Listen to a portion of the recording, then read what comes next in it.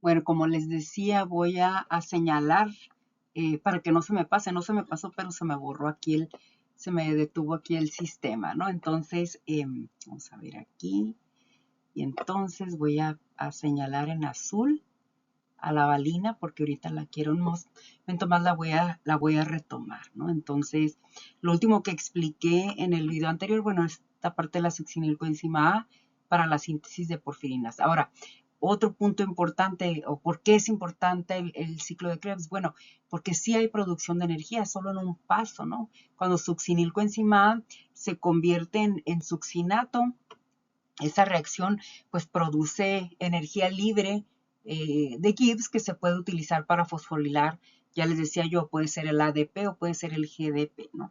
Y esto se conoce como fosforilación a nivel de sustrato. Entonces, si hasta aquí recapitulamos, el ciclo de Krebs, ¿por qué es importante? Bueno, porque es un punto central, un punto de convergencia del metabolismo. Si se fijan en lo primero que tenemos acá, los aminoácidos me aportan acetilos, los ácidos grasos me aportan acetilos, o sea, distintas vías metabólicas convergen en un producto que es el que siempre le va a dar inicio al ciclo de Krebs, ¿no? Entonces, por eso es importante. ¿Por qué otra cosa es importante? Porque sus metabolitos se utilizan para otras vías, como cuáles, como el citrato vía que contiene al acetilo me va a servir como precursor para el colesterol, como precursor para los ácidos grasos. Además, hay descarboxilaciones en donde el dióxido de carbono lo puedo utilizar ya sea para la síntesis de bicarbonato, para el intercambio de gases, ciclo de Levy, otra ruta metabólica.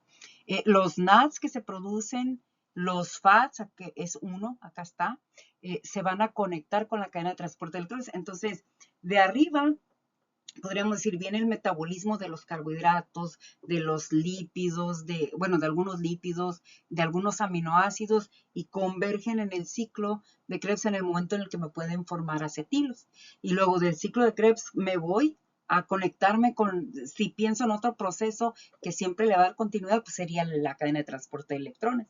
Y la conexión metabólica es a través de los NADs y los FATs, que después esto recae o activa la ATP sintasa para la fosforilación oxidativa, pues bueno, ese es otro punto por el cual el ciclo de Krebs es importante, ¿no?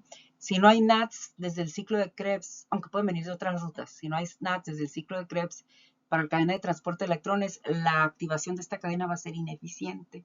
Si la cadena se activa de manera ineficiente, la fosforilación oxidativa va a ser ineficiente, ¿no? Y además de que pueden haber otro tipo de consecuencias, ¿no? Bueno, otro punto aquí, bueno, que algunos metabolitos son sustratos para algunos aminoácidos.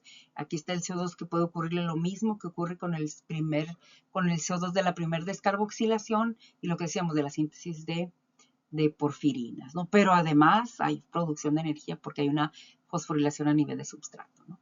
Entonces se forma el succinato se transforma en fumarato, cuando esto ocurre hay otra deshidrogenación, la tercera, ya llevamos dos NADs y este es el FAD, y ese FAD se va a ir a la cadena de transporte de electrones a otro nivel, a otro, si recuerdan tienen citocromos, bueno, a otro citocromo diferente al que los electrones de los NAS se van, ¿no?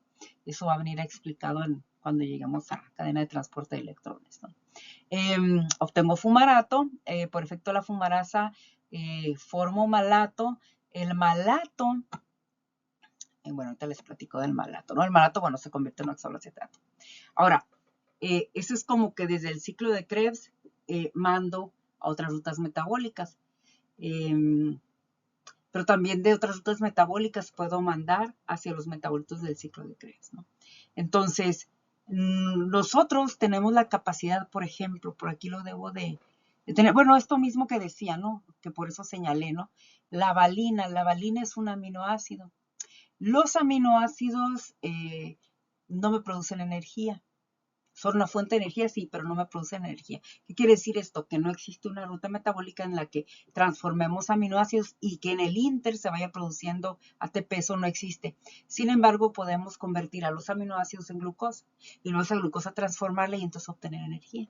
Ahora, los aminoácidos que se pueden transformar en glucosa se llaman aminoácidos glucogénicos. Los aminoácidos que se pueden transformar en cuerpos cetónicos se llaman aminoácidos cetogénicos. Y entonces, la valina yo lo puedo utilizar como un ejemplo clásico de cómo es que me puede producir energía. Y entonces la valina se convierte en succinilcoenzima A. Aquí lo va a hacer para poder utilizarse al aminoácido como fuente de glucosa. No es toda la estructura del aminoácido, pero eso lo platicamos en algún otro punto, ¿no? La valina se convierte en succinilcoenzima A. Succinilcoenzima A se convierte en succinato. Succinato se convierte en fumarato. Fumarato se convierte en malato. Malato se puede convertir en oxaloacetato. Si yo lo que quiero es formar glucosa, el malato, dado que sí lo puedo exportar de la mitocondria, lo mando a una vía metabólica que se llama gluconeogénesis. Y entonces este malato al final no voy a explicar aquí la gluconeogénesis, pero al final me va a dar glucosa. Eso significa que los aminoácidos glucogénicos, para poder formar glucosa por gluconeogénesis, lo hacen formando o convirtiéndose en metabolitos del ciclo de Krebs. Entonces, si del citrato del ciclo de Krebs puedo llegar a la síntesis de ácidos grasos, pues de los aminoácidos los puedo convertir en metabolitos del ciclo de Krebs y llegar a la glucosa. La síntesis de ácidos grasos a partir del citrato, pues es una lipogénesis. La síntesis de glucosa a partir de aminoácidos vía metabolitos del ciclo de Krebs se llama gluconeogénesis. Entonces nos está mostrando todo este vaivén, todas estas direcciones distintas hacia las que apuntan los metabolitos del ciclo de Krebs, pero también de las rutas metabólicas hacia el ciclo de Krebs, ¿no? Aquí hay una palabra muy importante, anaplerosis y cataplerosis. ¿Qué significa esto? La anaplerosis significa que podemos obtener que de otras moléculas, esto que les decía, ¿no? Puedo alimentar al ciclo de Krebs. Por ejemplo, la valina me va a alimentar al ciclo de Krebs porque puedo formar succinilcoenzima A. Los ácidos grasos de cadena impar, cuando se degradan, los últimos carbonos que me quedan me van a dar una molécula de 3 carbonos que se llama propionilcoenzima A. El propionilcoenzima A se puede convertir en succinilcoenzima A. Entonces, el ácido graso, que es una molécula totalmente diferente, pues entonces me aporta al ciclo de Krebs, a los metabolitos del ciclo de Krebs. Ahora, ¿hasta dónde puede llegar esto? Bueno, yo puedo agarrar un ácido graso de cadena impar, lo puedo degradar, obtengo acetilos, aquí los meto y los convierto en citrato, y el último cachito de esa beta oxidación me va a dar estos 3 carbonos, pues los voy a incorporar el propionilcoenzima A en forma de succinilcoenzima A, y se lo puedo mandar hasta glucosa por gluconeogénesis. ¿Sí?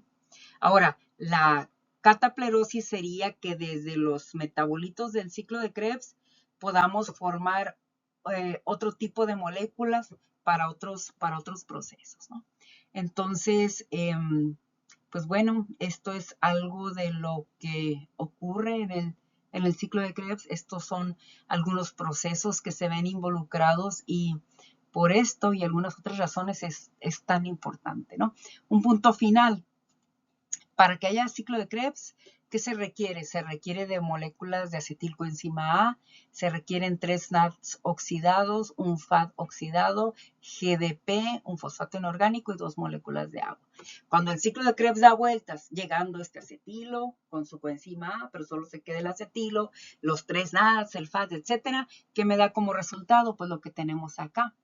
Que son 2 moléculas de CO2 porque hay 2 descarboxilaciones, 3 NADs porque hay 4 deshidrogenaciones y de estas 4 deshidrogenaciones, 3 me aportan hidrógenos hacia los NADs, un FAD reducido, un GTP, que es acá a nivel de fosforilación a nivel de sustrato, 3 iones de hidrógeno y una molécula de coenzima A. ¿No? Esa es como la parte del rendimiento, lo que requiero por un lado y lo que me aporta por otro, ¿no?